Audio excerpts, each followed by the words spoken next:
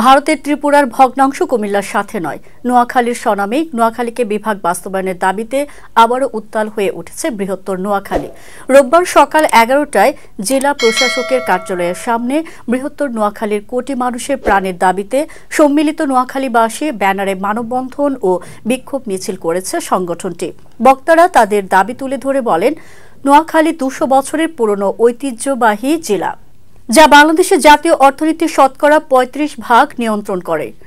নোয়াখালী শুধুমাত্র অর্থনৈতিক গুরুত্বের দিক দিয়ে নয়, ঐতিহাসিক ও সাংস্কৃতিক দিক থেকেও একটি পূর্ণাঙ্গ জেলা। বীরশ্রেষ্ঠ রুহুল আমিন সহ অনেক জাতীয় নেতা এ অঞ্চলে জন্মগ্রহণ করেছেন।